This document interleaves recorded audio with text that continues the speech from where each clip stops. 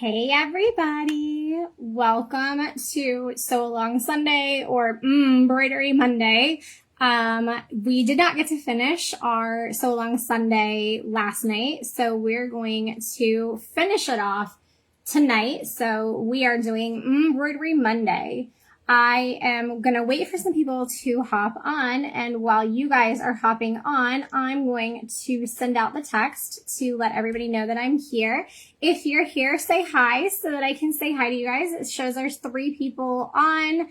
If you aren't one of those 3 people, you are watching this on the replay. So hello, Amanda. Hi, Jordan. Hi, Heidi. Hi, Christy. Hi, Brittany. If you guys are watching this now, hello. Thank you guys for joining. I'm going to send out the text message and the email to let everybody know that we are live. All right.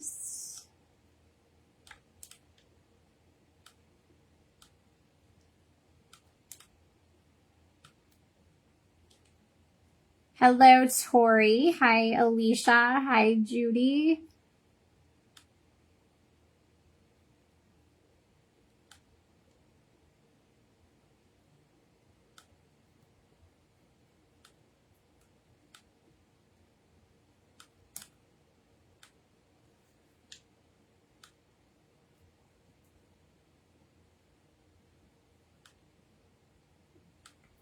Okay, if you guys get your text message, let me know that you got the text message. I just sent it out. And my laptop is frozen.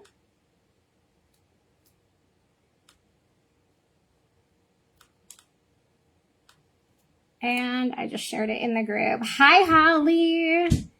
Nice to see you again. Okay, so if you guys are coming on because you got the text message, because you got the email, or because you saw it in the group chat, let me know where you guys got the notification from. We're going to play a little game. We're going to see who wins. Hi, Kaya. No text. You didn't get the text. Holly messaged me because I don't know. We'll have to check to see if you are on the text club. Hi, Reba. If you guys are not on the text club, let me know and we'll get you guys added to the text club so that you guys can get text notifications whenever I go live. Oh, you got text and email. Awesome. Thank you. All right. So we have text and email.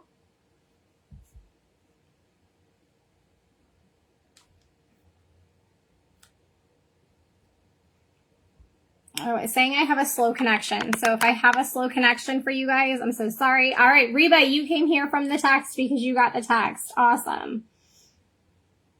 If you guys see me looking this way, my laptop is here. My husband is not helping me tonight. He had golf tonight. So it is just me by my little self tonight.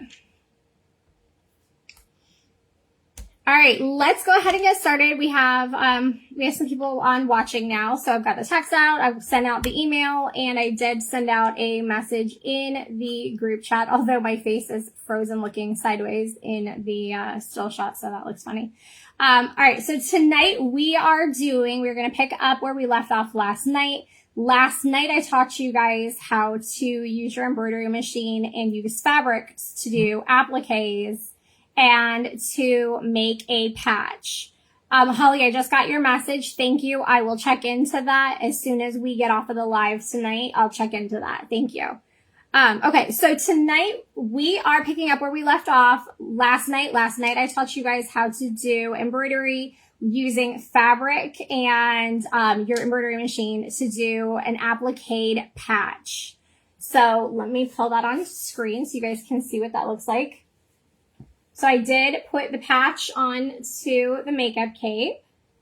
This is what it looks like. So I tend to do mine like 2 to 3 fingers down from the neck hole. You don't want to do it down too low. And my laptop decided it was going to give up on me tonight. So this is the kitty. So now I'm going to show you how I'm going to put a name underneath the kitty. So So now tonight we are doing direct to garment embroidery. So I'm going to teach you how to figure out your placements and how to do direct to garment embroidery.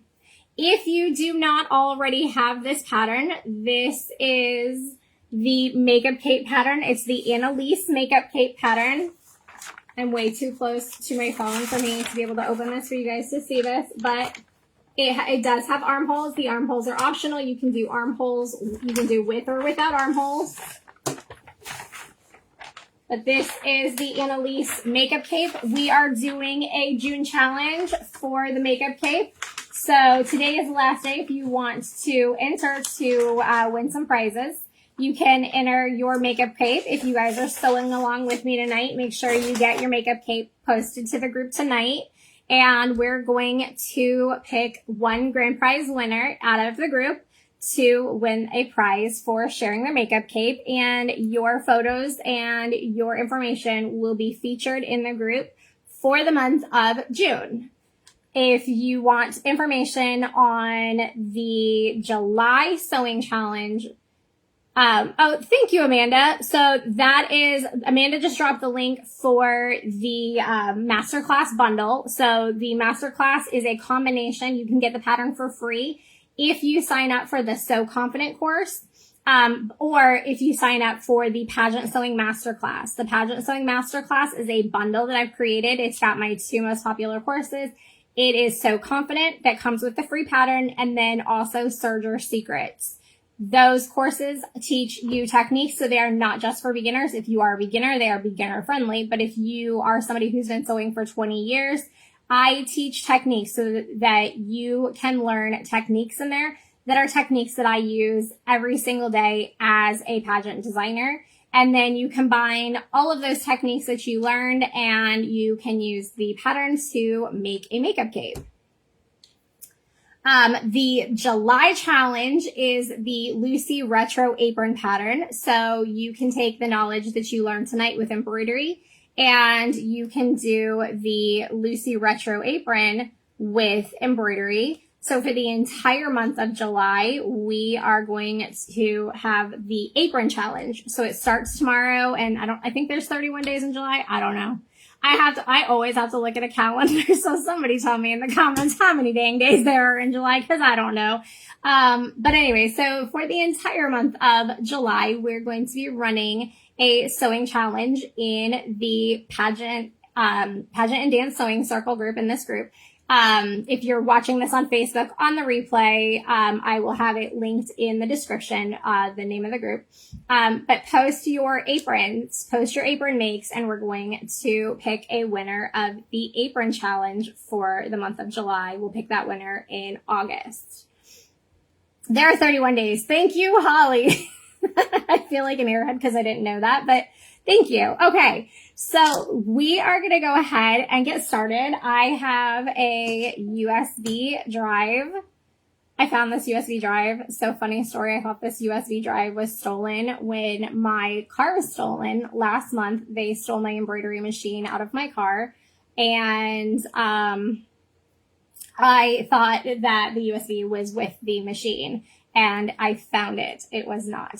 Reba, it is with the bundle. So if you purchase the bundle, it is part of the Sew Confident course. So the Makeup Cape pattern is included with the bundle. The apron pattern is not included with the bundle. That is its own separate thing. The Makeup Cape is included with the Sew Confident course, which is why it's included with the bundle, because it's the 2 courses combined. If you're looking for the apron cape is directly underneath your comment right there.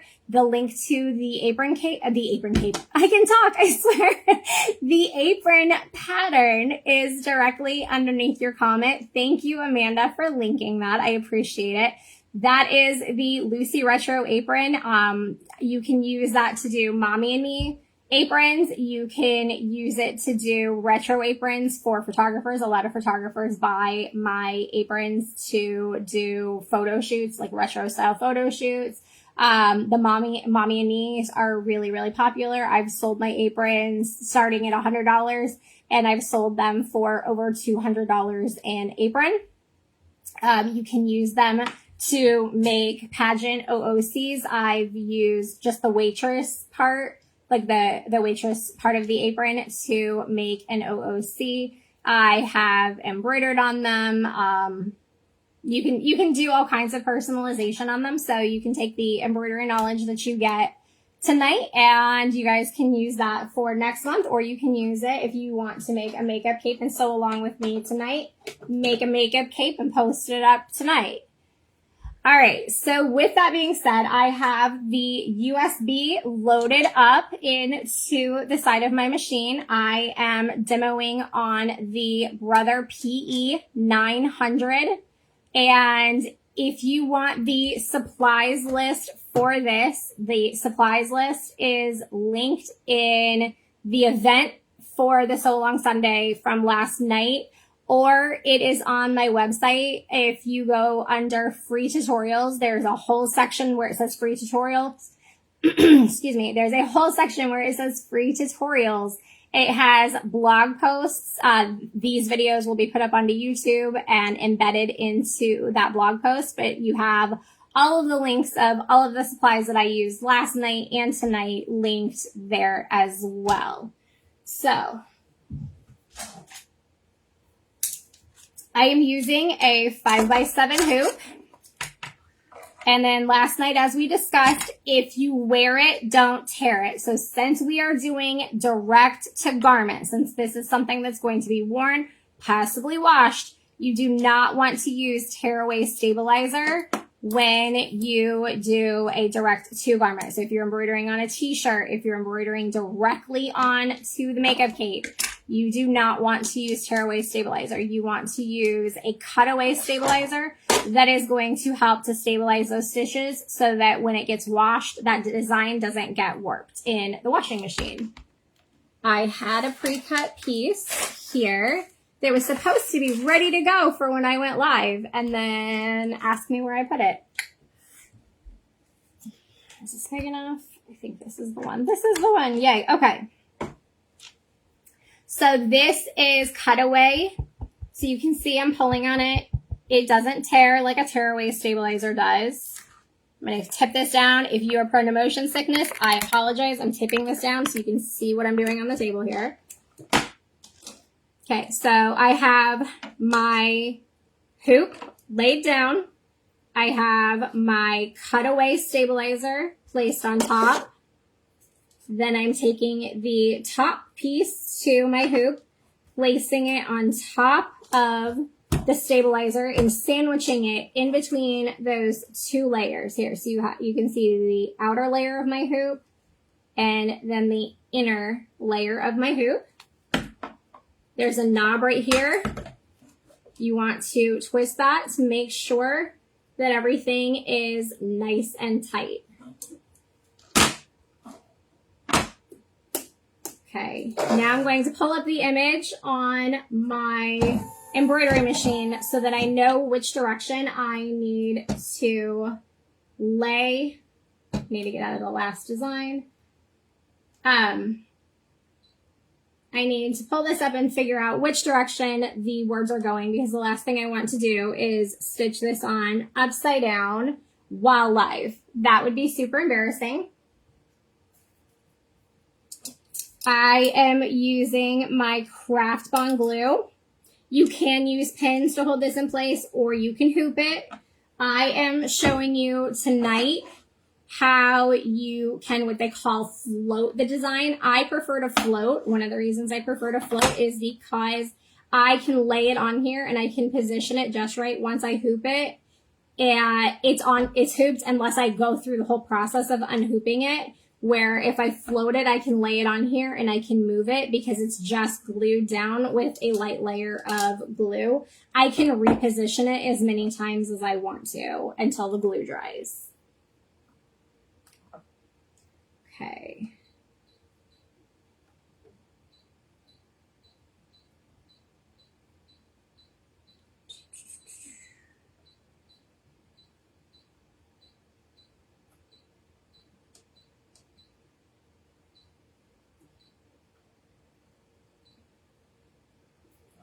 Okay, so the design is going to, the top of the design, the top of the name is going to be this way. So I need to have this portion with the notches of my hoop facing my belly so that, can you guys see there's like a tiny, I don't know, yeah, there you go. You can see that like tiny little mark right there. That tells me that that is the center of my hoop. This is the center top of the hoop. If I place this with the notches towards me. Okay, so I'm going to give this a little bit of a spray. Let it dry a little bit because I don't want any water spots getting onto my satin since I am working directly with satin. The spray glue, if you use Goo Gone, if your hoop starts to get gummy, you can use Goo Gone and it will take the glue off of your hoop. I will go through and I will clean my hoops like once a month to get the spray glue off. Okay, I'm going to scoot back just a little bit and I'm going to scooch you guys just back just a little bit so you guys can see the whole thing here. Okay. So I've got my kitty. In order to center my kitty, I also have a fold line through the center here.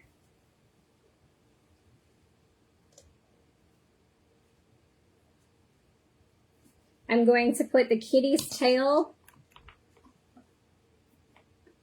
line this up with my center notch. I think my glue dried too quickly because I was talking. Yeah, we're good.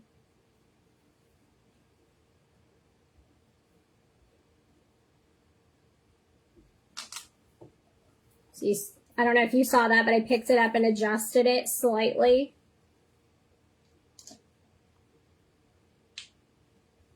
I'm going to go ahead and glue that one more time.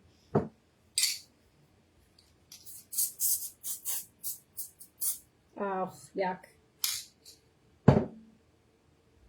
If you get where it spits out like a foam, you can take your fingers and you can spread it out.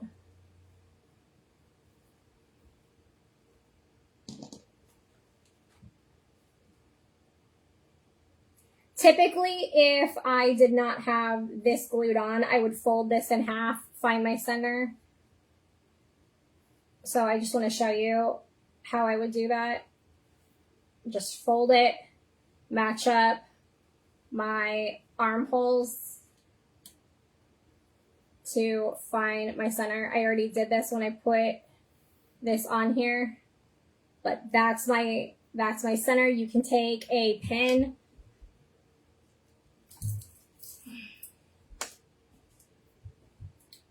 You can take a straight pin with like a ball on the end of it and mark it like that. Figured I should probably do that for you guys since you guys can't see the crease that I put in there earlier.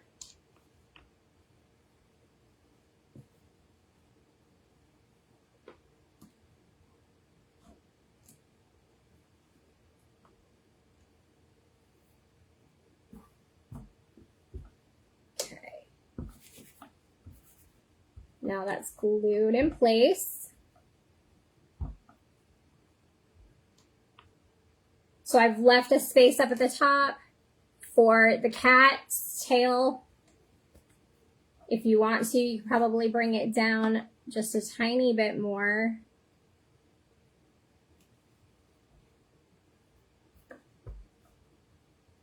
And that's one of the things that I like about the glue is I can reposition this and I don't have to worry about unhooping it to reposition. And also with this cat being here, because I already glued it on in advance for you guys to see it, I wouldn't be able to hoop through this because of the stones around the cat and the thickness of the cat. It would make the hooping portion of this uneven and it wouldn't work right. So that's another reason why I like to float my designs, because I can do stuff like that. I am going to use this sky blue color. I feel like that's going to really show up on this purple.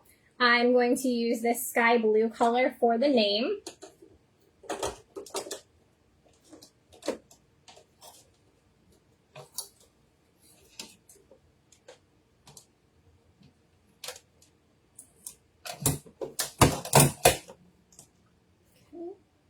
I'm going to turn my phone so that you guys can see the embroidery machine.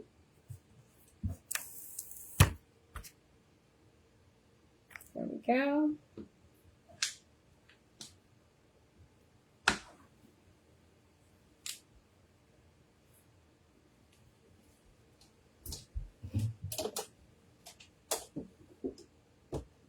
Lift up your presser foot, slide this underneath. Stuff is shifting already. I'll smooth it out when I get it on there. Sorry if my arm was in the shot.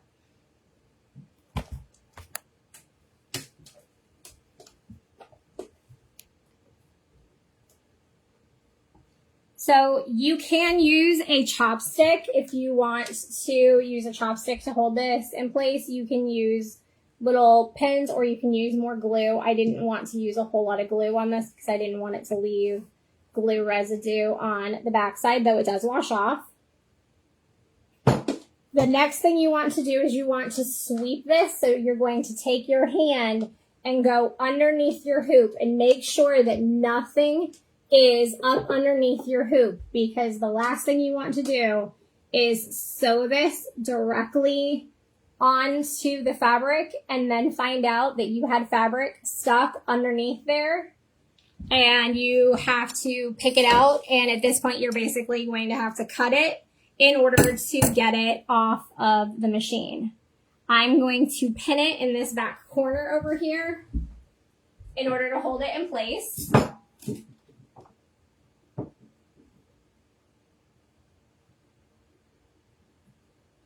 So I just put a couple of strategic pins to help hold the fabric. You don't have to do this. This is optional. You could have done this while it was sitting on the table too, while you were hooping it.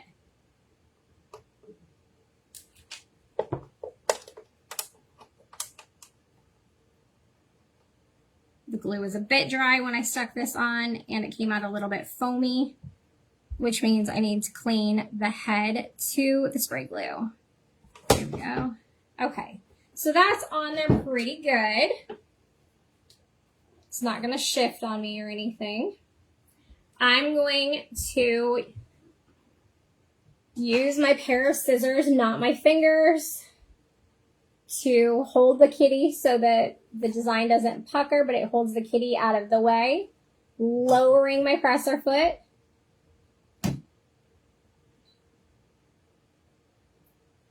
And I've got my design pulled up over here. I've selected my design, and I'm going to start embroidering directly onto the satin.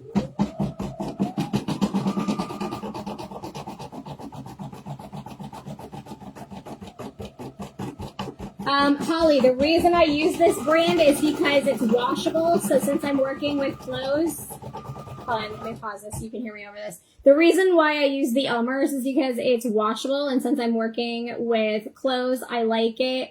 There are quilting brand sprays that are essentially the same thing, but you're going to pay 3 times as much. And I can get that at Walmart. I can just go into Walmart, buy that in Walmart, and I don't have to pay the quilting brand prices.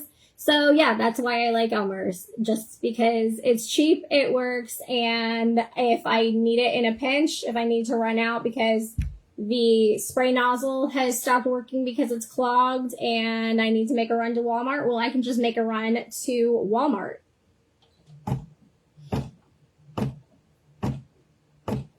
I do have everything linked for supplies, so I do have it linked on Amazon as well. So if you don't want to run out to Walmart, if you want to just order everything on Amazon, I do have it linked on Amazon too.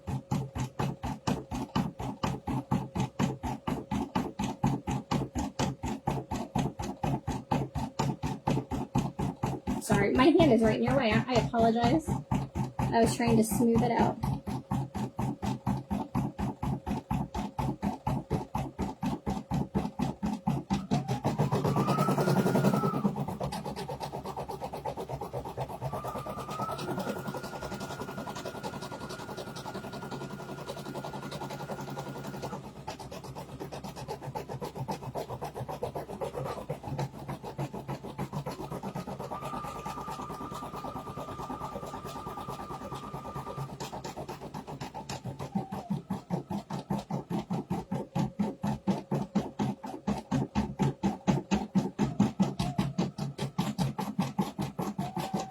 One thing you can do too, if you're noticing that you're getting puckering, is you can kind of hold it with your hand, just watch your hand, or use a chopstick to kind of smooth the fabric out to keep it from puckering. Or you can use a water-soluble stabilizer. Because my water-soluble stabilizer that I tend to use is a clear one, I can't find that one, and the other one that I do have, you wouldn't be able to see anything because it's a white one. I'm doing this without, so that you guys can see everything, but I do recommend using a water-soluble stabilizer. I forgot to say that at the beginning of this. The only one I have right now is white, so you wouldn't be able to see anything because of the white topper that would be on here. So I'm doing this without the white topper.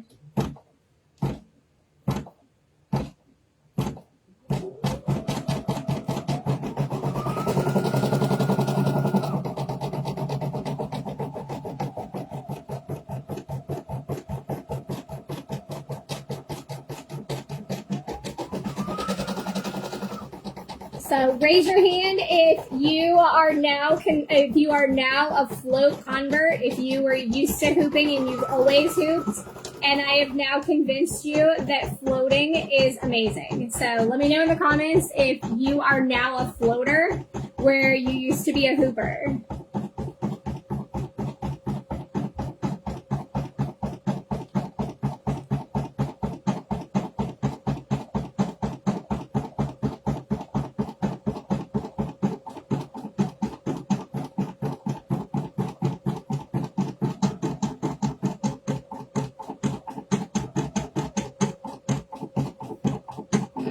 This is puckering more than I'd like.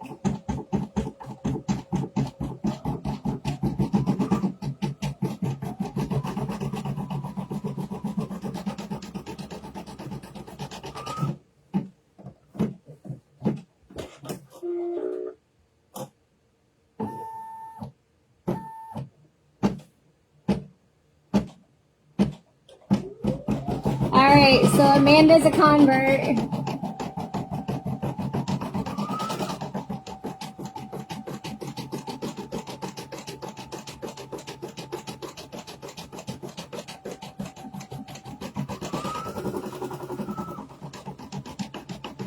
This is how I became a needle through the finger member, is because I like to stick my hands in there instead of doing what I tell you to do and use a chopstick.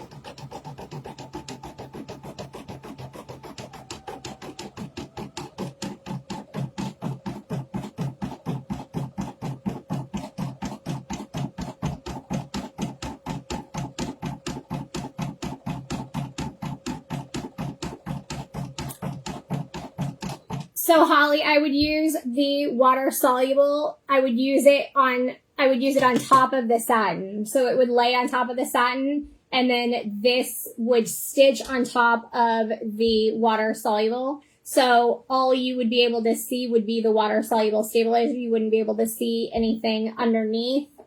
So because I want you guys to see what's underneath, so that if I have any issues where like it's puckering right now, and I'm doing things like smoothing it out with my hands, that's the reason why I'm not putting a topper on, is because I want you guys to be able to see how to troubleshoot. So I apologize I wasn't very articulate with that description of the way I was describing it. So you would put the water soluble, you would lay it on top. I usually give it a little bit of a spray with the glue, and then I would place it on top of the satin before I start stitching. And then when I stitch, it stitches through the water-soluble stabilizer, through the satin, and through the cutaway stabilizer underneath. So it would be sewing through 3 layers instead of the 2. Yes, do as I say, not as I do. I feel like a lot of these lessons are a do as I say, not as I do.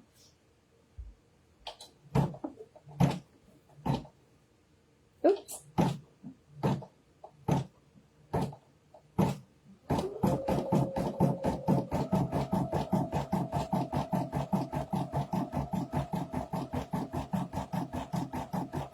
Thank you for asking that question, Holly, because if you had it, I'm assuming other people had it as well. So thank you for asking.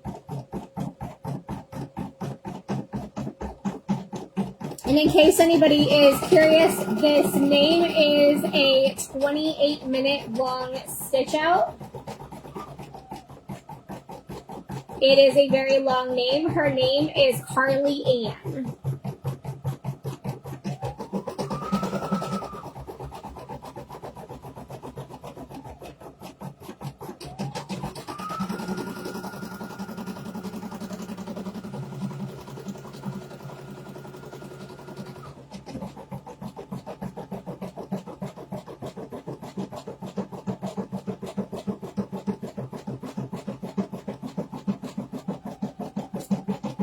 Yes, Holly, I will add that to my list of classes.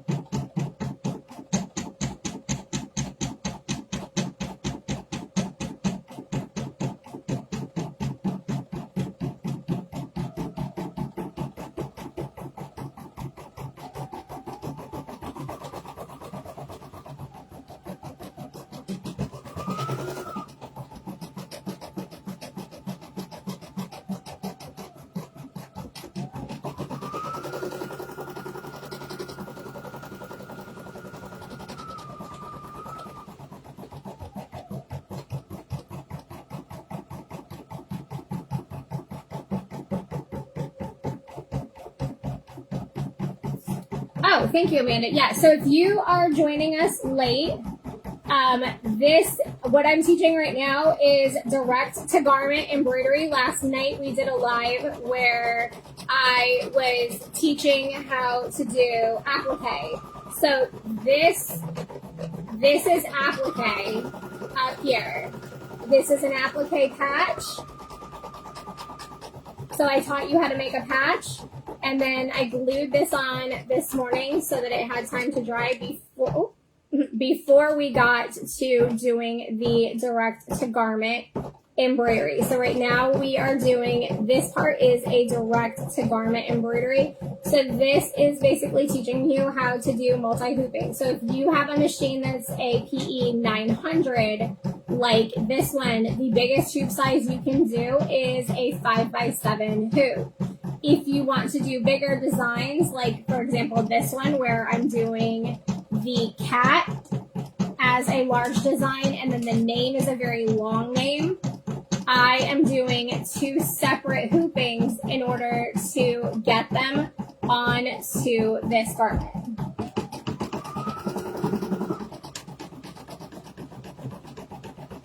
One thing I wanted to talk to you guys about too is if you guys have not already registered for your bingo card, Wednesday night is bingo. We are going to be playing bingo. I'm going to be giving away prizes.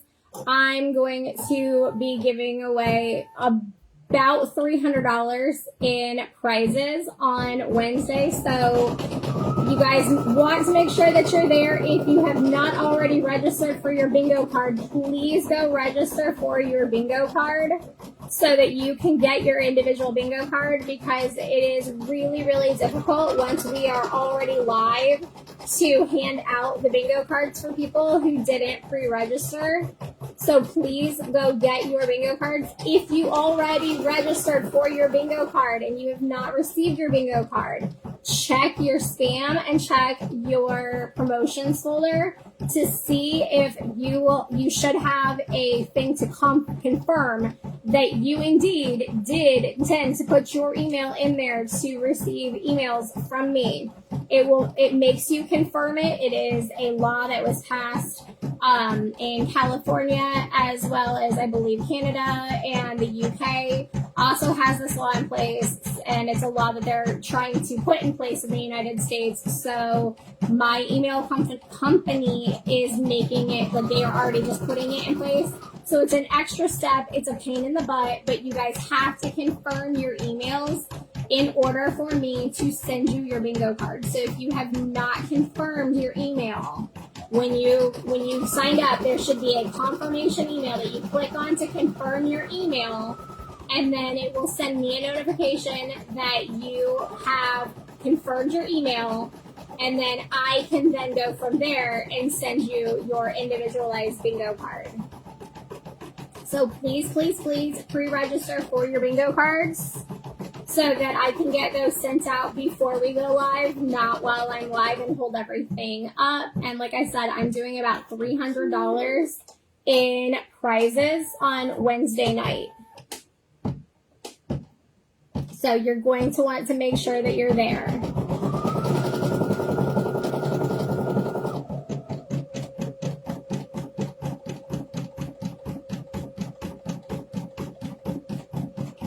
How many people do we have on here? We have 4. Who's still here hanging out with me? We have 4 of you guys hanging out.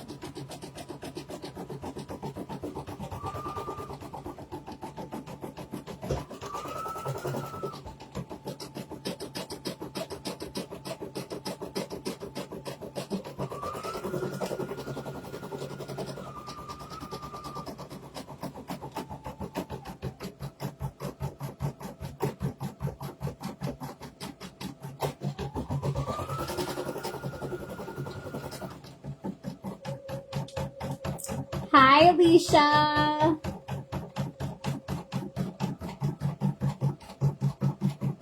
Amanda's still here. So if you guys are here, if you guys have played bingo before, can you guys let me know that you guys have played bingo, and let anybody who has never played bingo with us, let them know how fun bingo is, that it's not something that we take ourselves too serious with. I have literally worn a onesie, a reindeer onesie for the Christmas live bingo. I wore a onesie on camera. So we do not take ourselves too seriously during bingo. It's just a fun time. You don't have to have any sewing knowledge if you're new and you've never sewn before, you're brand new to sewing. Don't worry about it. You don't have to have sewing knowledge. It's just a fun game for us to hang out. Alicia, you're a first timer. That's right, you are a first timer. So I hope you have a lot of fun and that you come back and play bingo with us, because I do want to start doing more bingo nights with you guys.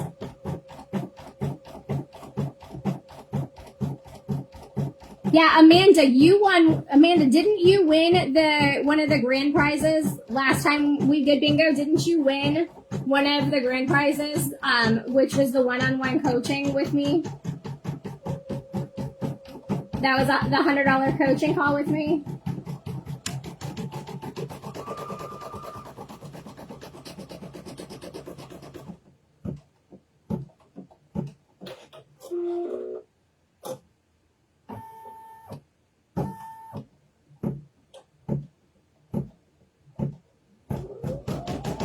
Holly, have you played bingo with us? I think you've played bingo with us before, right, Holly?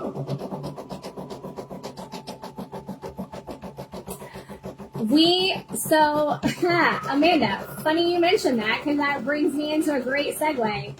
So, funny story about that. I have a scavenger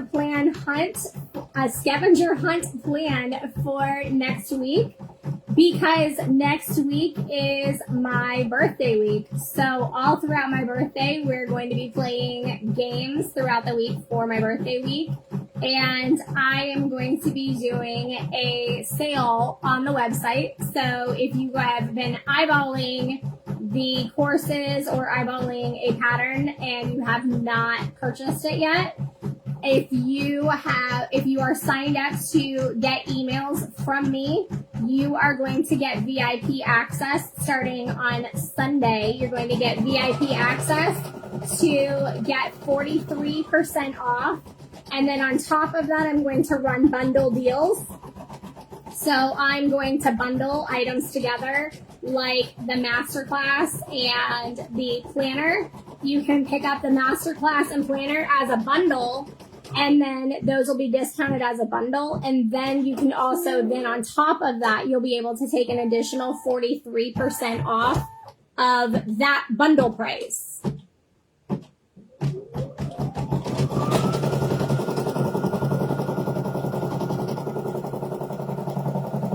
My birthday's July 8th. Okay, Holly, I thought you had done the one for Christmas, when we did Christmas, when we were in our jammies. And Amanda, I thought you did win the grand prize, but yes, maybe this time. We'll keep fingers crossed for you that you win it this time. Thank you, Amanda, for linking the Masterclass bundle. So if you guys are interested in learning what the Masterclass bundle is, Amanda just linked it. If you're watching this on YouTube on the replay, that is something that I will have linked in the description. If you are interested in the Masterclass and you want to check it out and see what it's all about, there will be a link there. The sale will run for the entire week of my birthday. If you are signed up to get emails, you are going to get VIP access. So you're going to get access first, and you're going to get access to certain deals that not everybody is going to get. So make sure you guys are receiving emails, because you're going to get a special email to give you VIP access to the sale.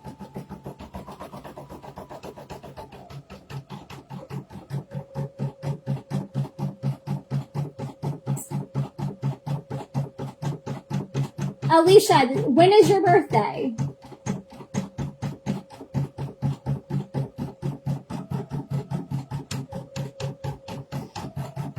Are you July 8th too? Are you a Cancer too?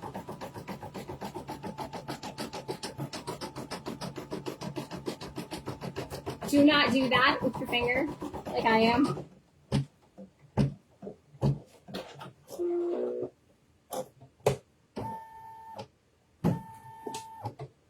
There's a bubble in my fabric that I was trying to smooth out.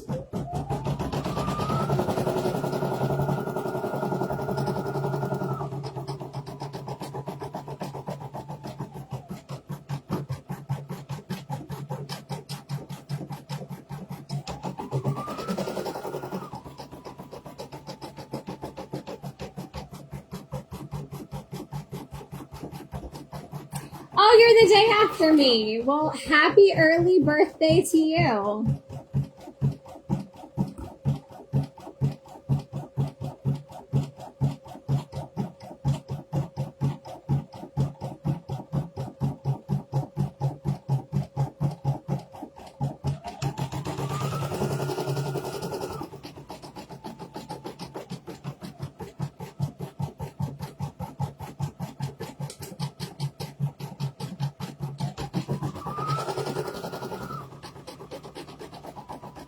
There is a bubble right here in my fabric. I don't know if you guys can see this bubble in my fabric right here, but when this gets done stitching out the H, I'm going to pause this so that I can try to lift this up, and I'm going to spray a little bit of glue on there to try to tack that back down and smooth it out a little bit before it stitches on that second line for the names. That's another reason why I absolutely love floating. It is a plus and a minus of floating, because when you float, the hoops do not help keep your fabric as tight as it would if you hooped your fabric. So sometimes you get puckering because the hoop isn't keeping your fabric as tight as you would like. And if you don't use enough glue, like I didn't use enough glue, because it was just spraying out foam. If you don't use enough glue, it doesn't hold your fabric down tight enough and you end up with bubbles and puckering. So you can just pause the machine, readjust your fabric, and then start again. So as soon as this finishes up the H, I'm going to pause this, take it off the machine, and I'm going to show you how I adjust the fabric. So you guys are learning all kinds of troubleshooting tonight. So hopefully this is helpful for you. If you guys end up with similar situations, you now know how to troubleshoot. Thank you, Alicia. So I am turning 43 this year, so hence the 43% off in case you were wondering why it was such a random number. I think I forgot to tell you I'm turning 43, so that's why it's 43% off, is because I am turning 43.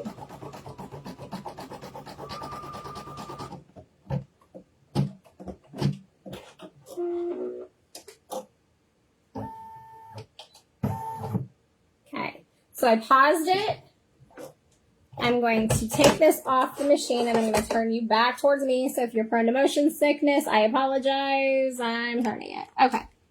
Let me tip that down here so you guys can see what I'm doing.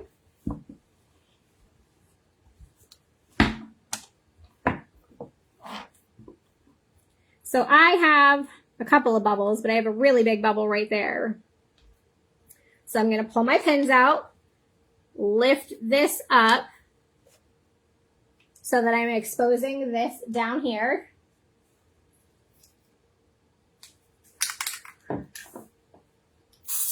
Oof. Did you guys see that? I don't know if you guys caught that. It sprayed back at me instead of spraying. All right, well, of course, because I'm live, I can't just take this to the sink and clean it off. It's just spraying foam right now. Now my hands are all gooey. If you get this on your hands, if you let it dry and then you rub it, it does come off.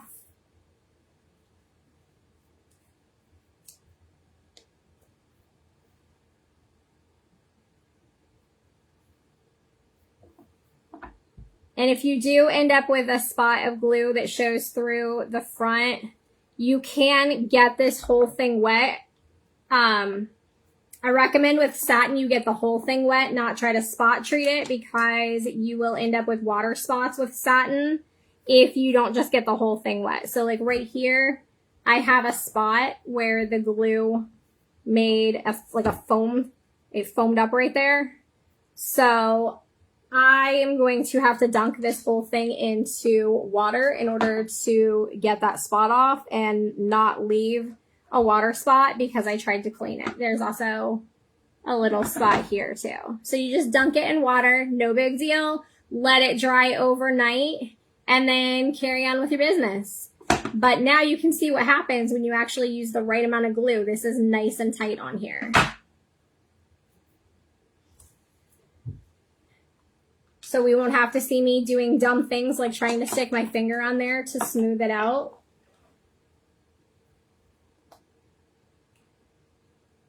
I would rather use too much glue, have to dunk this in water to clean off that spot.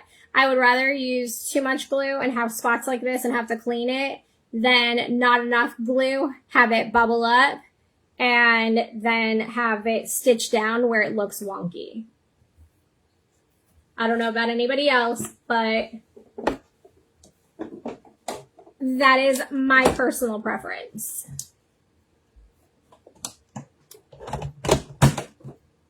And then, like I said, another thing that will help it from puckering as you stitch is putting a water-soluble stabilizer over the top. All right, I'm going to tip this back. There we go, so you guys can see.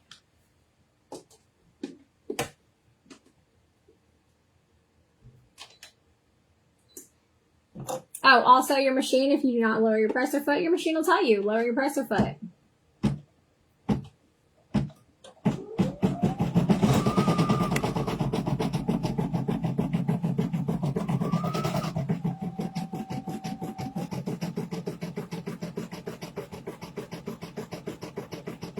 We have about 8 minutes left on this stitch out.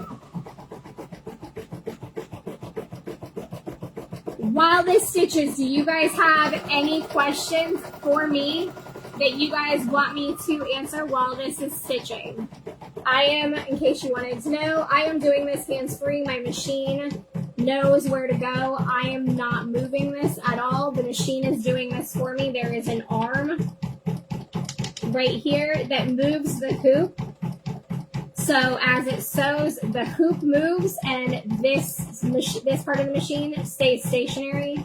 So the needle just goes up and down, in and out of the fabric, and the hoop is what's moving. You can see the hoop moving right now. So while this stitches, if you guys have any questions for me, let me know, and we will do a quick Q&A while this is stitching.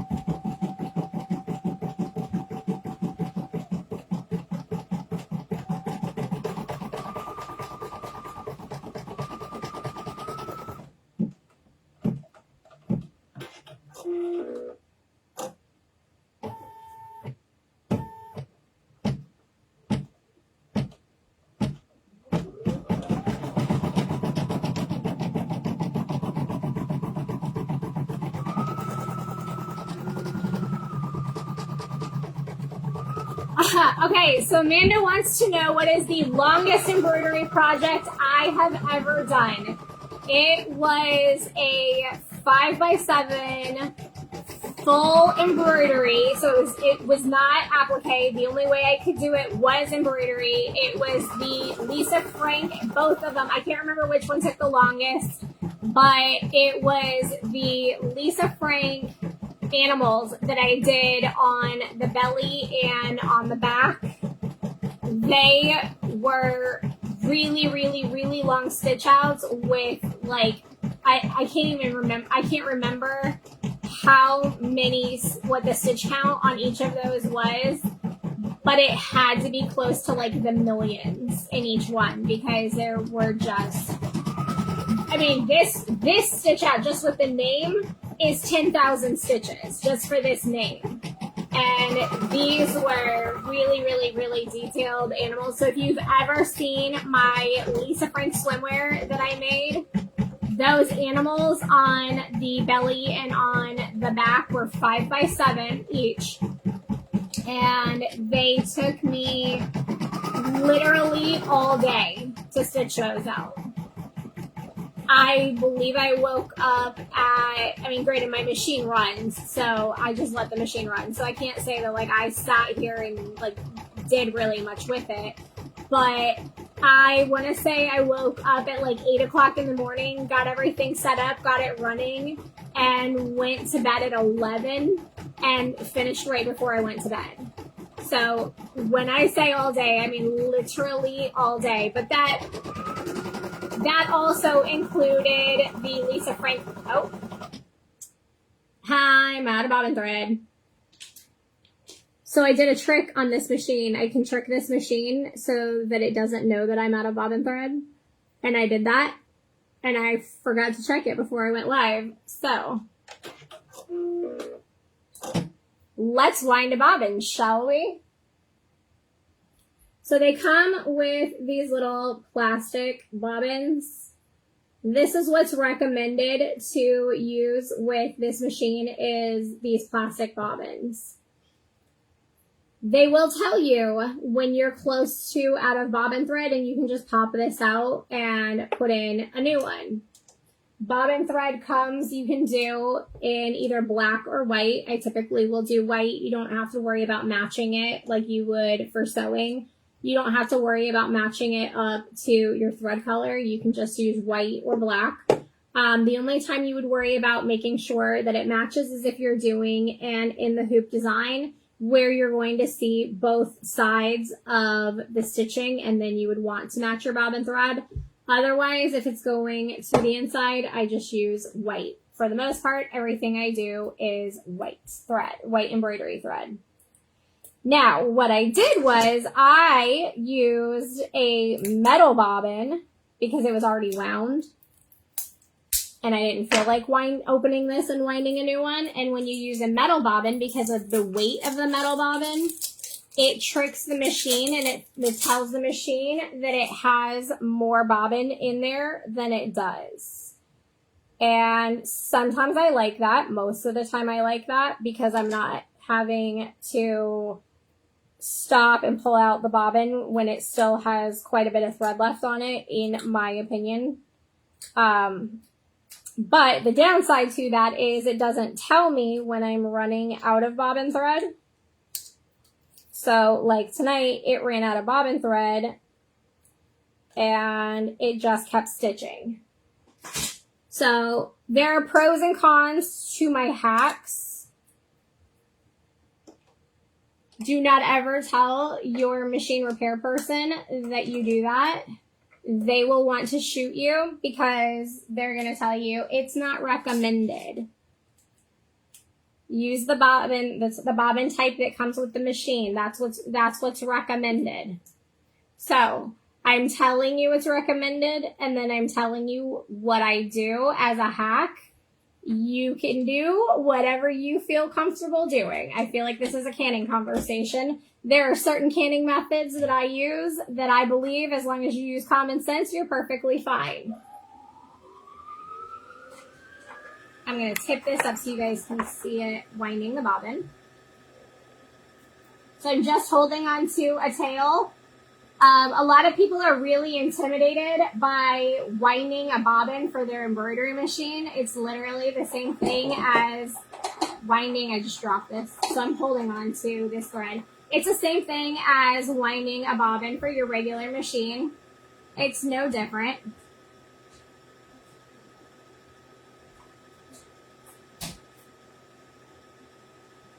Oh yeah, the mercat does look like she's dancing.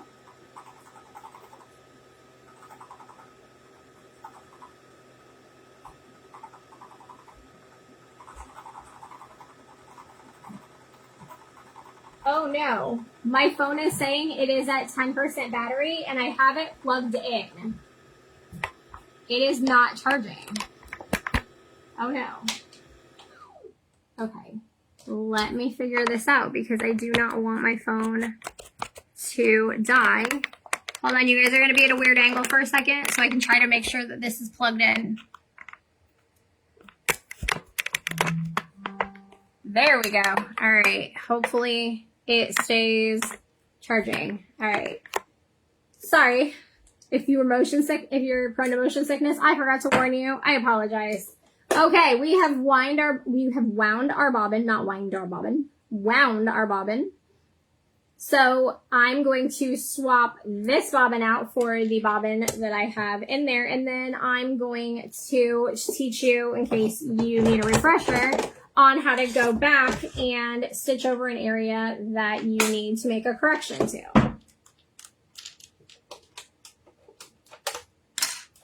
Easy peasy lemon squeezy. All right, so when you put in your bobbin, you want it to look like the letter P. For you guys, it's going to be backwards, but for me, it is the letter P. Drop it in. Put it through this notch and trim my tail. Put my cap back on.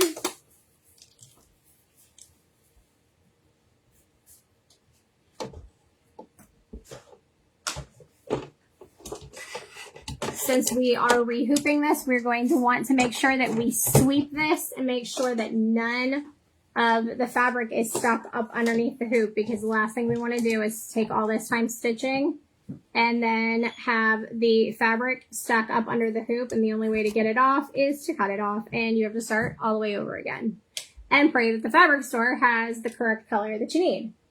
Okay, so down here in this corner is a little button that looks like an eye of the needle and a plus or a minus. It's in the bottom right corner on the PE 900. If you have a different machine, I don't know where to tell you to look on that, but on the PE 900, it's in the bottom right hand corner. I can do plus or minus stitches. So I can do a -1, a -10, -100, or if you see the thread over in the right hand corner over here, this is if I want to go back to a whole different thread color. So if I'm stitching along and realize like, oh, I ran out of white thread and I didn't realize it, I can go back to the white thread and I can just move my needle. After I go back to the white thread, I can move my needle plus or minus stitches, get to where I need it to get to, have it stitch, and then I can do the plus thread to go back to the color that I want it to go to.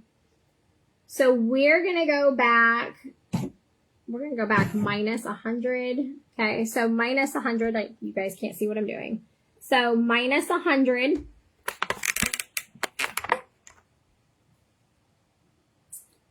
Brought me to right here. I'm still not where I need to be. Cut this white thread here. Still not where I need to be. So I'm going to do -10 until I get where I need to be.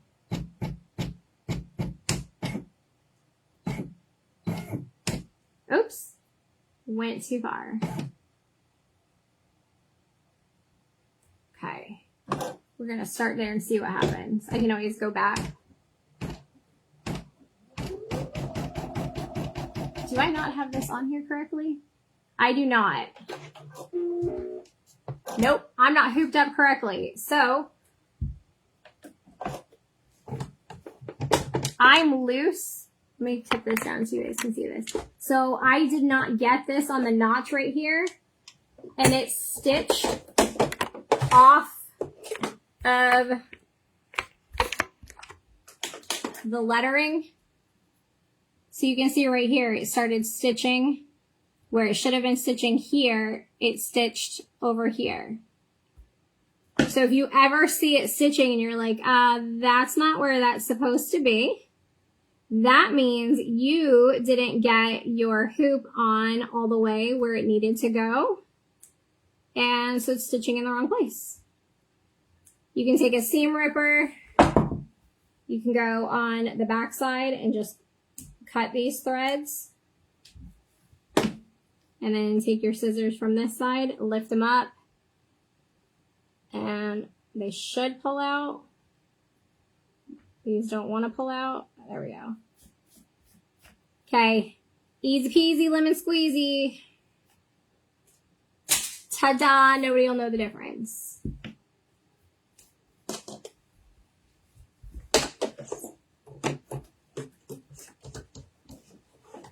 So that also tells me that I went back a little bit too far. So I'm going to want to do +10, +10. Make sure it's on there. We're on there. I've swept my fabric out of the way. Lower my presser foot. +10. Oh, no. +10.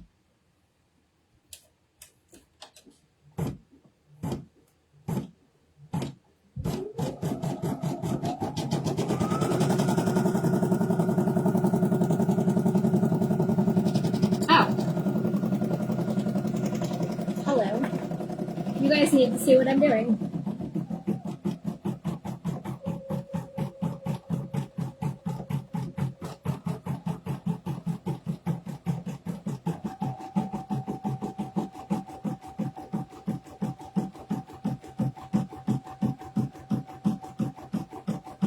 So after we finish this letter N, we have one more N and then an E, and then we are done with this design. And then I'll show you how to cut this stabilizer off of the back of this so that you're leaving the minimum amount of stabilizer to continually stabilize those stitches, but you're not going to remove all of this. You want a thin layer of stabilizer so that it doesn't create bulk, but you don't want a whole lot in there. So you don't want to remove too much, I mean. So then if you remove too much, then those stitches will shift. So I'll show you how I go around and trim the cutaway. I'll show you how I cut that away.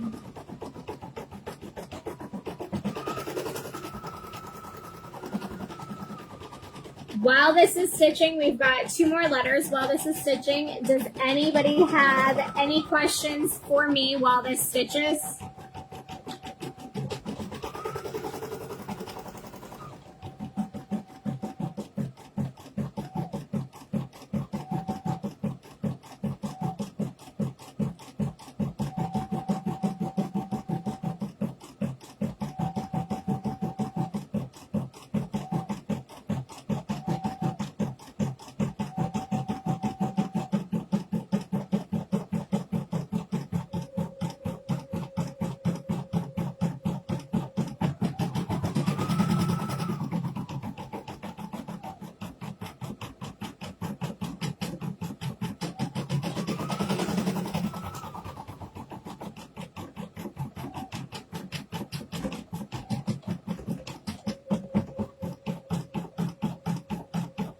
You guys are so quiet tonight. Last night you guys were so talkative. Tonight you guys were so quiet.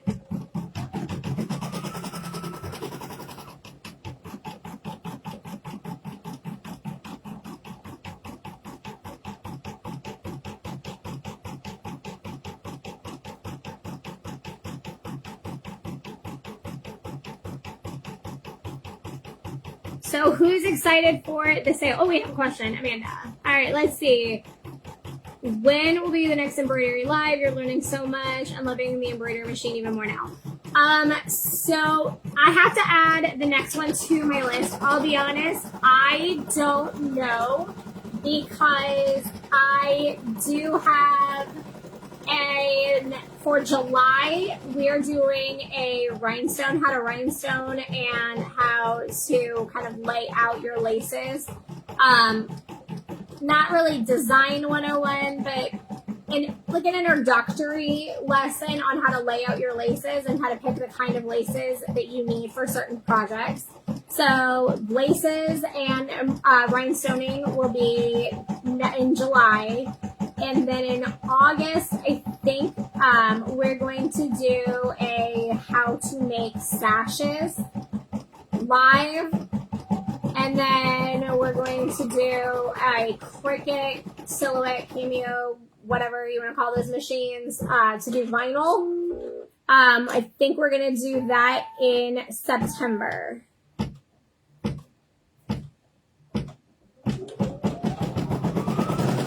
Oh, Alicia, what's your 6-year-old's name? I'll say hi to her. Hi, guys. Thank you guys for watching. You guys are going to know how at 6 years old, you guys are going to know how to do embroidery. They're going to start asking for their own embroidery machines for Christmas. Alicia, so technically midnight Eastern, but as long as you get it done tonight, like before tomorrow morning, before I send everything over to the judges, then you're perfectly fine. I'll squeeze you in. Not a big deal. And hi, Lennox. Lennox, do you want an embroidery machine now? They're a lot of fun.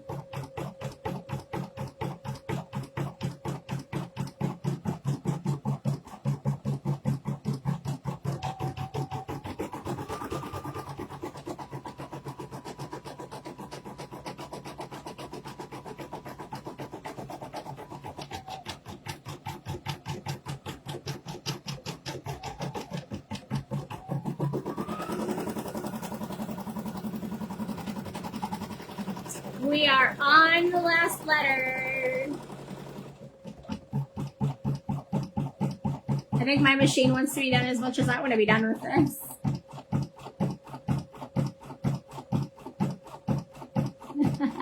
Oh, okay. So those appliques, you can find them on Etsy. If you haven't already started shopping for them, there's a ton of them on Etsy already. They're super cute designs on Etsy. With those, I would do applique and I would do the faux fur. If you have a fabric store near you that carries faux fur, you can do faux fur, and then what I would do is I would do a water-soluble stabilizer, both when you do the tack down stitch, and then when you do your satin stitch, you're going to want to do another layer of water-soluble so that the fur doesn't get caught in the presser foot and get you all messed up and like shift your design at all. It says we are finished. So, ta-da, we are finished. So let's take her off the machine.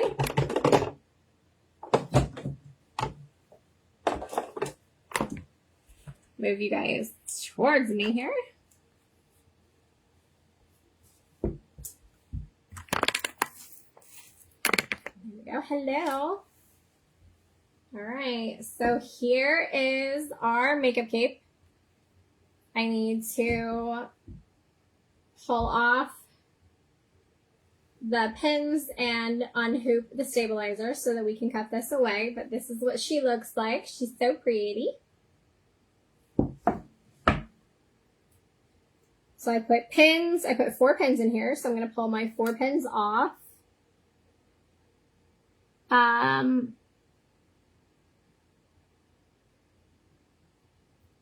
Yeah, honestly, they're a really good side hustle. Like I said, I have sold aprons, like baby size aprons go for about $100 for fully embroidered ones. And then my adult aprons with everything on them, if I add a lace trim to the bottom of them, and if I do embroidery on those, plus size go for 200 plus. So they are a really good moneymaker and they're really easy to make. You can batch make them, which is another plus. I really do for, if this is going to be your first embroidery machine, I absolutely recommend this PE900. They are normally $1,200. When I got this one after mine was stolen, I got this one for $900. I have a lot of embroidery machines on the fact that this one, when my other one got stolen out of my car, and immediately that was the first thing before rekeying our cars, before replacing my tripods that got stolen, before replacing anything else that was taken out of the car, the very first thing that I replaced was this machine. So that should give you an indication of how much I really like this machine. It's a really, really good machine, especially if you are just starting out and you're not in the budget to buy a multi-needle like a Ricoma. It might go on sale. I don't know if it'll go like too much deeper of a sale because I feel like $1,200 down to $900 is a pretty big sale.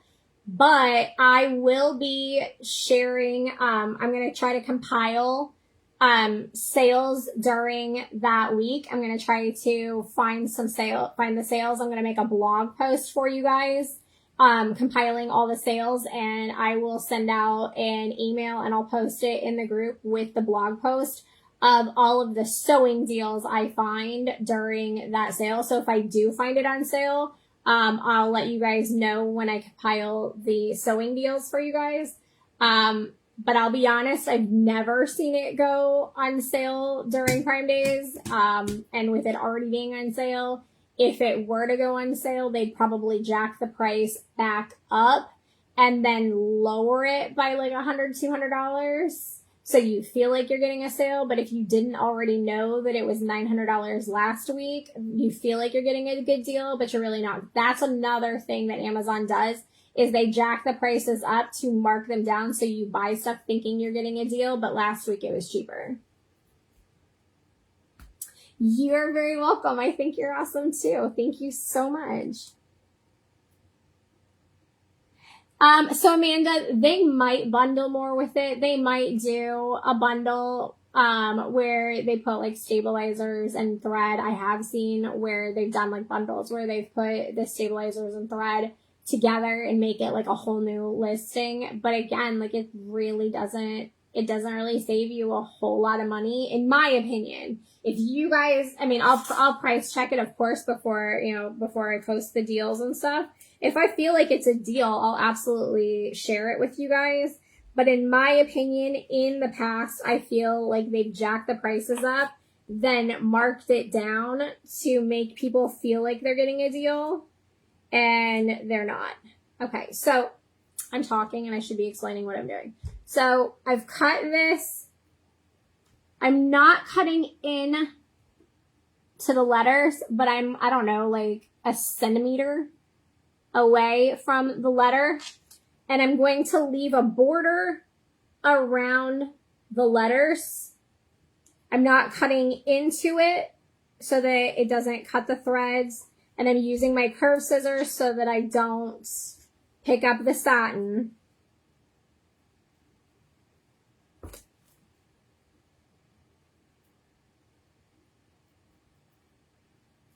And I'm just cutting a border with a border around it, cutting around the lettering. So if I'm not looking up and you ask me a question, I will check the questions as soon as I get done. I just want to make sure I don't cut a hole in my satin after we did all this work to sew it. Oh, am I frozen or is that just my laptop? Okay, I think that's just my laptop.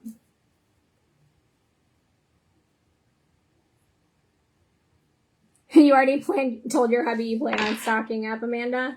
And what did your hubby say when you told him you planned on stocking up on sewing supplies?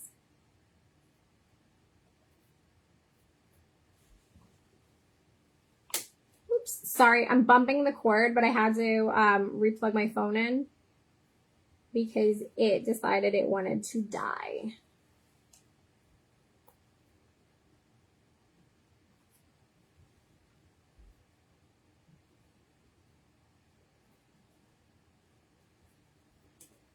So I just fold the stabilizer back so I get a clear view of where I'm cutting so that it doesn't cut into the satin and put a hole in the satin. And then I can always go back if I want it tighter and want to tighten it up. I can always go back and cut closer. But if you cut a hole in that satin, you're done for. You got to start all the way over. So all that hard work that you just did to get everything stitched down, lined up, and look nice, all out the window because you cut a hole in it.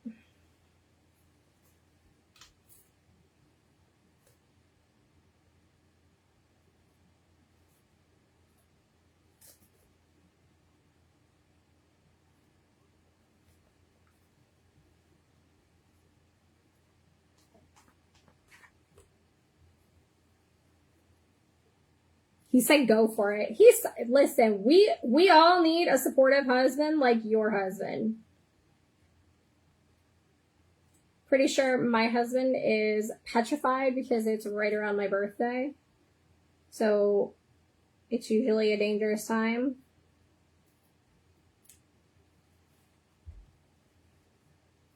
Because I'm just buying all the things because it's my birthday. Happy birthday to me! Okay. So you can see I left a bit on there. I'm not going to cut in between the letters. I want to leave that in there to stabilize this as much as possible. You can see on the back side where I've glued the cap, but that you're not going to see that because you're going to have this fabric as the lining fabric on the inside of the makeup cape.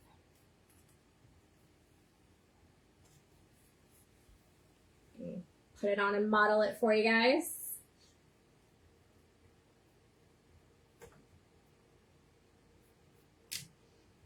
All right, there we go. Are you guys back far enough? Can you see it? Oops, sorry about that.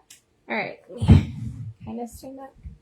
All right, there you go. You guys can see it. And then I still need to cut out the lining, and I need to put the bias tape on the neck holes, the armholes, down the back, and then I'm going to do either Velcro or snaps. I don't normally recommend Velcro for your makeup capes because Velcro can get caught on the organza of your skirt. It can get caught on swimsuit fabric really easy, snag it up, and your whole outfit is ruined. So if you do decide to make a makeup cape and you decide to use Velcro to close it, make sure you keep your makeup cape in a Ziploc bag, so if it does decide that it's going to come unvelcroed in your pageant bin, it doesn't ruin everything else in your pageant bin.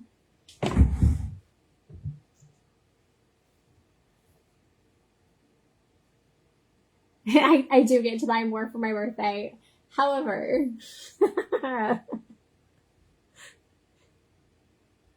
we don't need more stuff in my house. I need to get rid of stuff out of my house, so I don't need to be bringing more in. So the reason I did this as a patch was A, to teach you guys how to do patches, but also with this being on purple satin, I wanted to do this as a patch and then rhinestone around the outside of it, so that way you had definition between the tail and the purple satin here. Same, you don't need any more stuff in your house.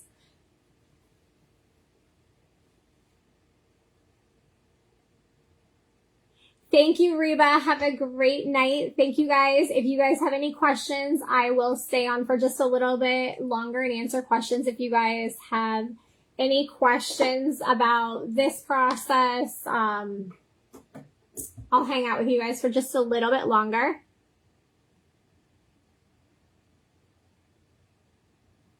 Oh yeah, you got that machine for free. Have you, did you take it in to have it serviced yet? So if you don't know, if you buy a used machine, which typically I don't recommend buying a used machine, Amanda was able to get a used machine from a woman whose mother passed away and the machine was in pristine condition. So my thought process behind buying used machines, which I cover in the So Confident course if you are looking to purchase a machine, I don't typically recommend looking on Facebook Marketplace, and the reason I don't is because I view it like buying a used car.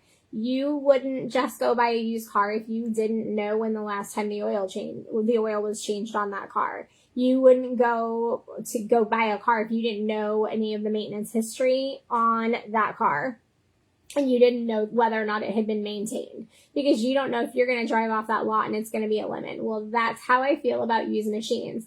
You may get a steal of a deal. You may get that $200 machine for $100 and you may feel like, great, you just scored a great deal.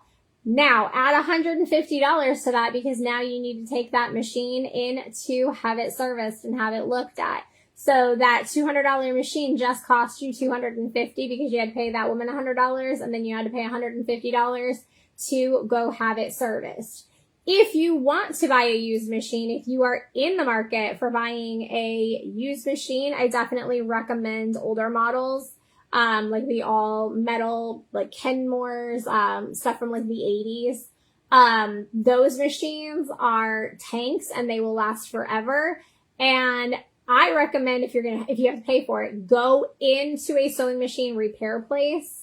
And if you're going to buy a used machine, buy a machine that comes from a sewing machine repair place, not Facebook Marketplace, because they're going to warranty the machine that they sell to you at a sewing machine repair place versus buying something off of Facebook Marketplace. They're not really going to warranty that.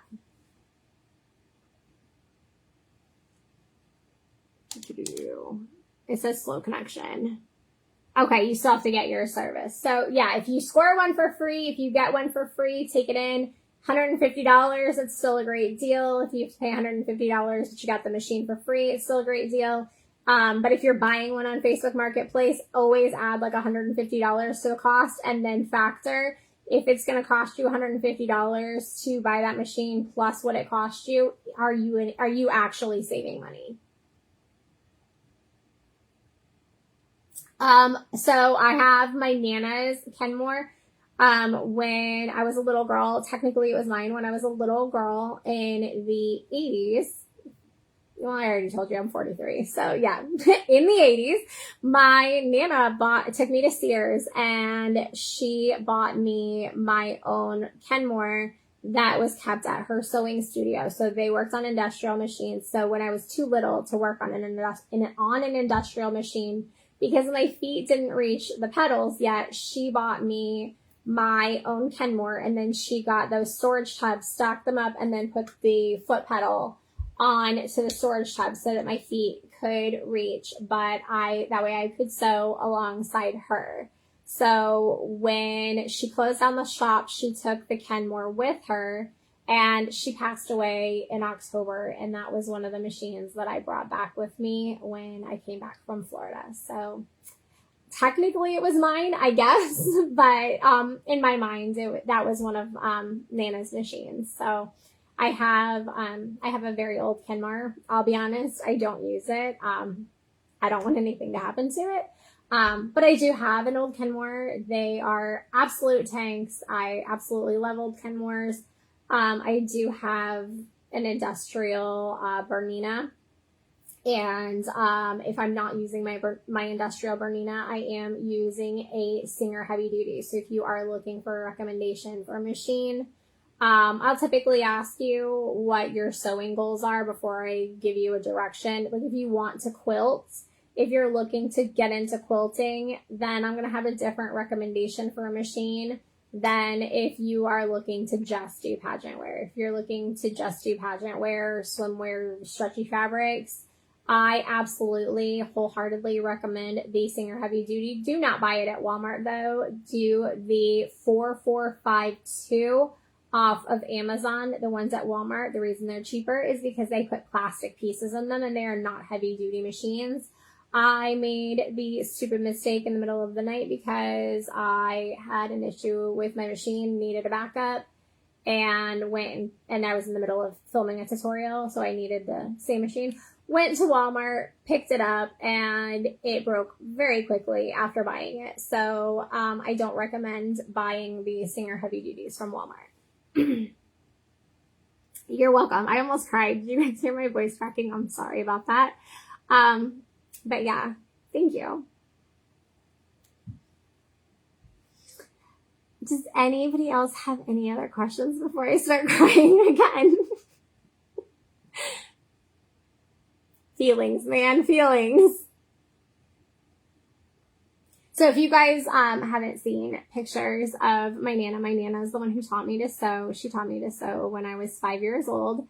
I worked alongside her at her sewing studio. She did custom wedding gowns, and I modeled in a fashion show, in a bridal fashion show, and I had a woman approach me when I was 15, 16 and asked me if I had ever thought about entering a pageant.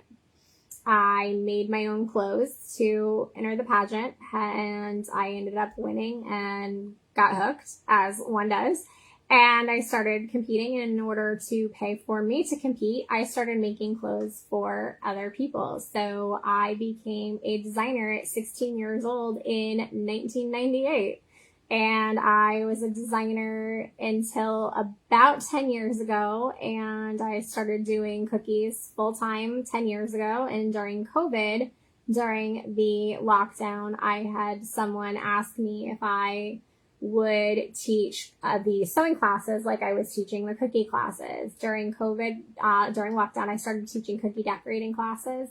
And I had somebody ask me if I had ever thought about teaching the sewing classes, and that's how these sewing classes came about. I posted it up on Facebook and said, hey, would anybody be interested? And I had no idea the legs that this little project would grow, and that this would take off and turn into a whole business, that I was still running the bakery. I took the summer off. In case you guys don't know, I did take the summer off so that I could focus on working on getting out patterns and stuff for you guys, because cookies take over my life, especially during the summer. So I have closed down and am not doing any orders, so that I can focus on this for you guys. But yeah, that's how all of this came about, was because of my Nana. And when I was a designer, I lived down in Florida for the majority of when I was a designer. And my Nana was my right hand in helping me design clothes and sew out the clothes for the kids. You're excited for the sashes and stoning. So yeah, I'm gonna put together for July. In July, we're going to do the bingo on the 2nd. I'm going to figure out a date that works for a sew along Sunday and a mood board Monday.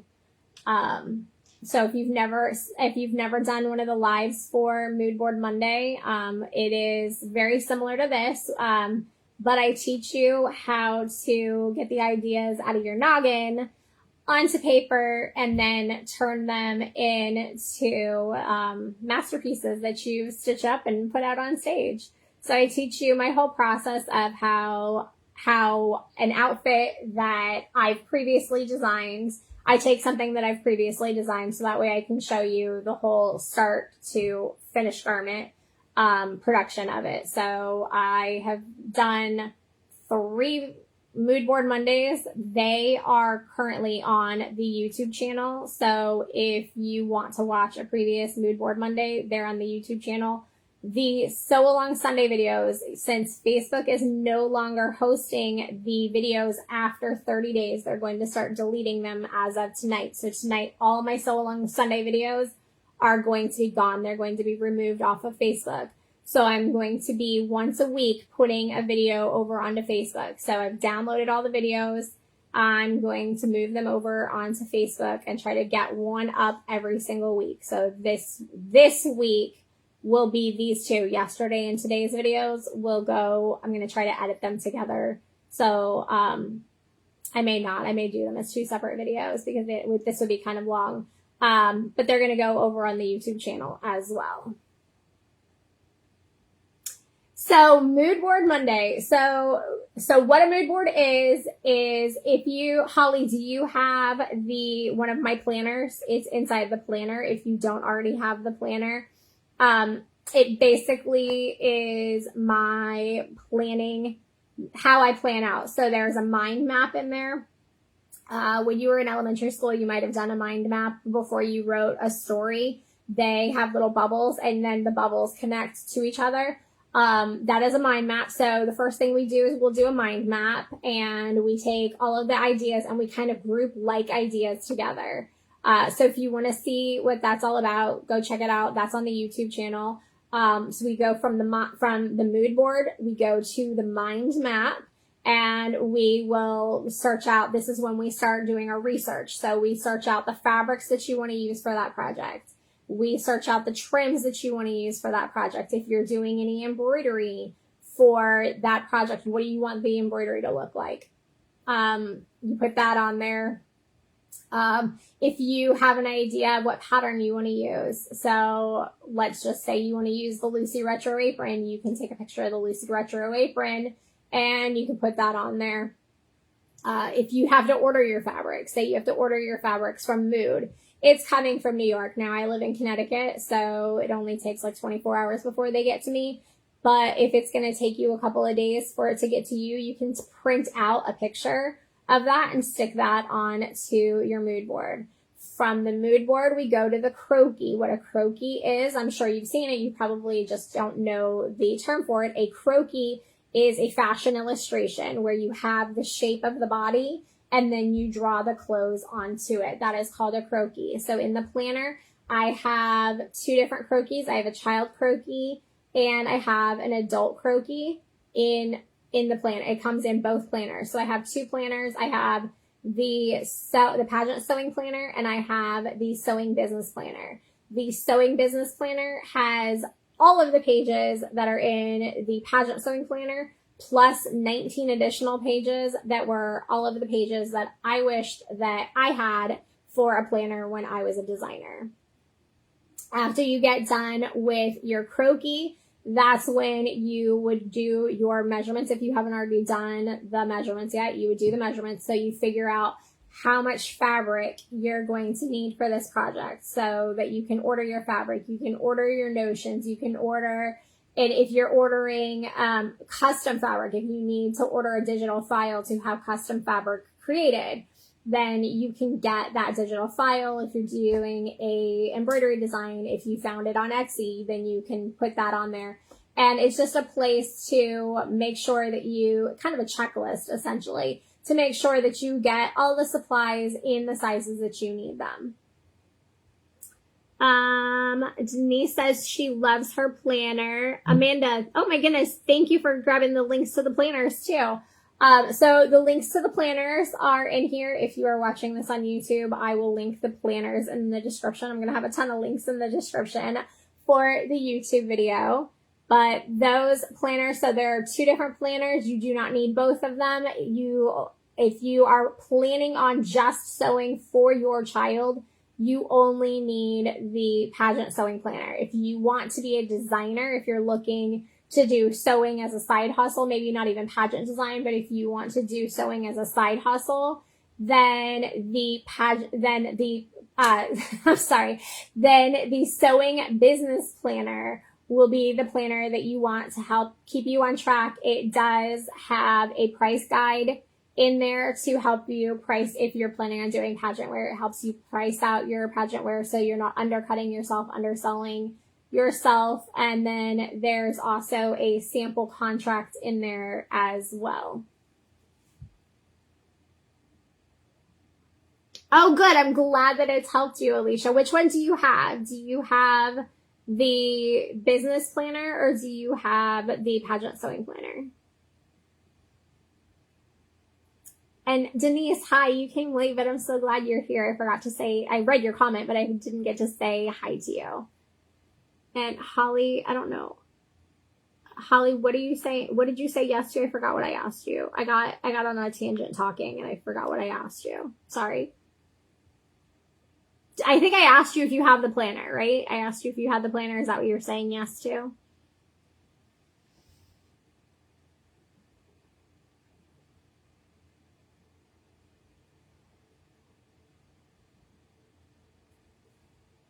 You bought the business planner. Okay, good. Since you're wanting to do the makeup capes and the aprons, especially for the aprons, because if you do all the different layers of flounces for the apron, if you do the waitress apron and then you do the 3 flounces, that's already 4 different fabrics. So, and then you have your bias tape. So if you make your own bias, that's a 5th fabric. And then if you do any embroidery designs, then you have, if you're doing applique, that's even more fabric. So having the planner will help you keeping all of your fabrics organized. Yes, you have one. Holly, my dogs let flies in the other day. We have a screen and the magnet didn't catch and the bugs came in. Holly, which planner do you have? The mind map, the croquis, and the mood boards, and the project spec sheet are in both planners. So if you purchase either planner, it's in there. So you can join me for Mood Board Monday when we do Mood Board Monday. You have everything you need already.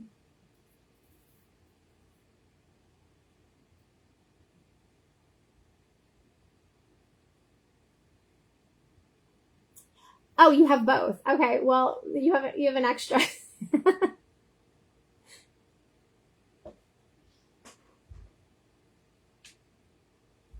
So now you're prepared. So if you wanted to sew professionally as a business, if you're looking to be a designer or do a side hustle, like Alicia said, doing aprons and makeup capes, you are all set. The girls love coloring and designing on the croquis. So I did a mood board Monday contest for June and nobody entered it. So for July, I would really like you guys to enter the mood board Monday contest for July. You guys can get your kids in on it too. Let them do their own little mood boards and croquis. It could be a fun activity to do with the kids over the summer.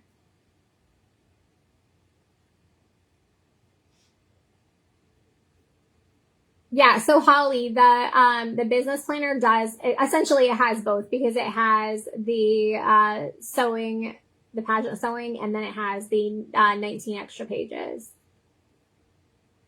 But you didn't need to buy both. If you did buy both, you didn't need to buy both, because the business planner has everything in the 21 pages from the other planner.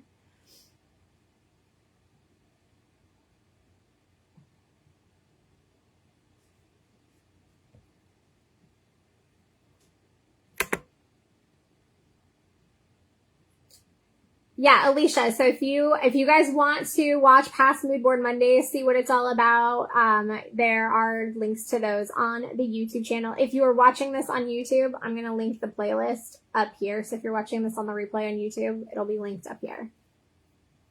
You bought it all. Okay, so when I do the sale this month, since you have everything already, there'll be nothing for you to buy, but that's okay. We'll still play games, and I'm going to be giving away fun prizes, so you can have fun with that. No, so June isn't over yet. Today is the last day of June, so you still have the rest of today to do your makeup cape. As long as, I said midnight, but as long as you get your entries in before I send everything over to the judges tomorrow morning, then I'll squeeze you in. You're fine.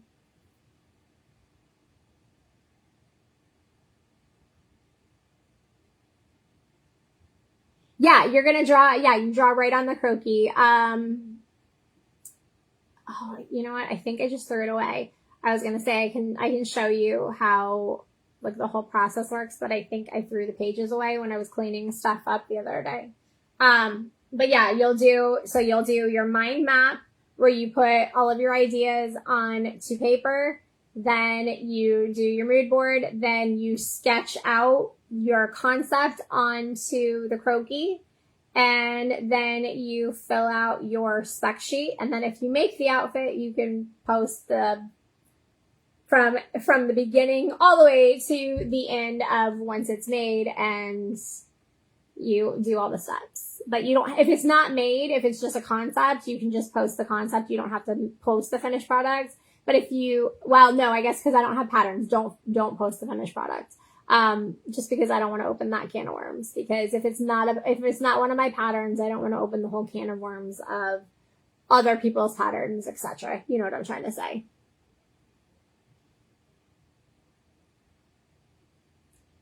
Yeah, so it is if you guys want to do it tonight, since June isn't over, it is a mind map, a croquis, a mood board, and then your spec sheet.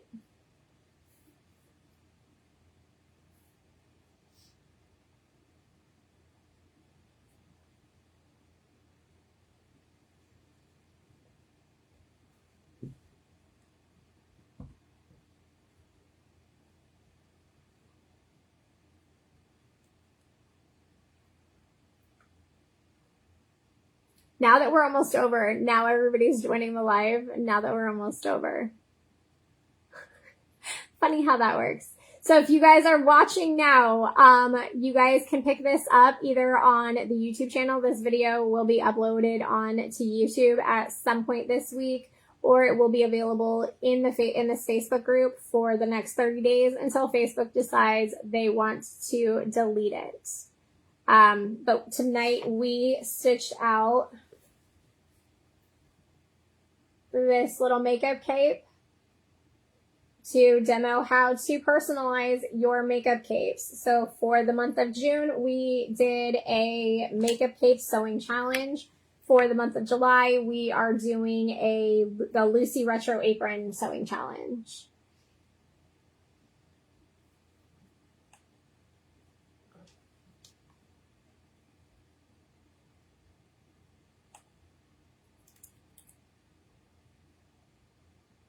So yeah, if you guys are up tonight, if you guys want to sew, if you feel like coloring, you guys can fill out your mood boards and croquis and post those up in the group, and we'll pick a winner.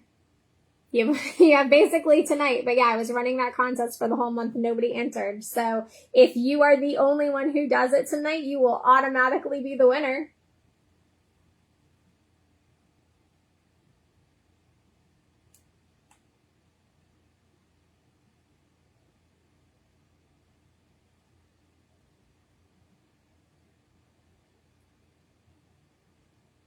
All right, we have been on here for almost 2 hours again tonight.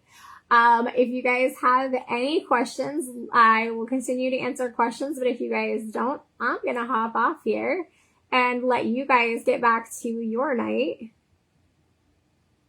Denise, yes. So, this embroidery machine, so as I was explaining earlier, I don't think you were on yet. I don't think that it's going to be part of the whole Amazon Prime Days deals. If anything, I think if they do put it on a deal, they're going to jack the price up because it's normally $1,200 on sale for $900 right now. I feel like if they're going to put it on sale, they're going to jack the price back up and then knock off like $100 so you think you're getting a deal. But if you don't know that, hey, last week it was $900, or they might do a bundle where they bundle it with like thread and stabilizer and then maybe knock like $10 off and you think you're getting a deal, but you're really not. I'm going to go through all of the Amazon Prime Day sewing deals. I'm going to put together a blog post and share the sewing deals with you guys through a blog post. It'll go out through email, and then I'll also share the blog post in the group. If I do see this machine on Prime Day deals, I will absolutely share it and let you guys know if I find it on sale at a better deal than the $900. But I'm not holding my breath. I know that's super pessimistic, but just in the past, I've never seen it go on sale. I have seen the Singer Heavy Duty go on sale, and they did what I just said. They had it as a lower price, and then they jacked the price of it up and then marked it down like $50 so that people bought it thinking they were getting a deal. So I will let you know what deals I find, though.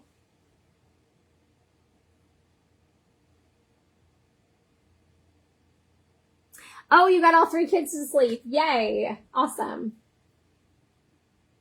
All right, do you guys have any more questions for me before we hop off? Embroidery. Don't forget, bingo is Wednesday night. If you have not registered for your bingo card, let me say this one more time. Please go register for your bingo card. Wednesday night, we are playing bingo. We are giving away $300 in prizes. If you have not registered for your bingo card, please go register for your bingo card so that way I can send your bingo card out before I go live, so I'm not having to stop the live to send out bingo cards. If you've already registered and you have not found your bingo card, go check your spam and promotions folders. You have to confirm your email address in order for me to send you a bingo card. So if you are not seeing your bingo card, you need to confirm your email address before I can send you your bingo card. And then if you are not signed up for emails, if you do not see your emails, if my emails are going to your spam, but when you signed up for this group, and you gave me your email address to sign up for the group, but you're not seeing your emails, check your promotions, check your spam, and give your email permission for me to go to your main inbox, because Next week is my birthday week, so if you're joining late, next week is my birthday week, and we're going to do a site-wide sale. And on Sunday, I'm going to give everybody who is subscribed to emails, you guys get a VIP pass. So you guys are going to get exclusive deals that not everybody else is going to have access to. So, well, I guess before I make those promises, I do need to talk to my website and figure out how we can do that. But that is my plan. As of right now, that is my plan. We're going to figure it out. So if you guys are signed up for emails on Sunday, you guys are going to get a special email for VIP access. Good night, Alicia. Thanks for hanging out. And I will see you Wednesday night at bingo.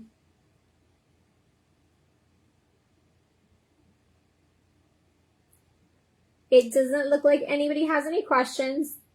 So with that, I'm going to say good night. I'm going to hop off here and I'm going to go spend some time with my husband if he's not already sleeping. Last night when I got off the live, he was already snoring. So if he's still awake, I'm going to go spend some time with him. And I will see you guys on Wednesday. Have a great night.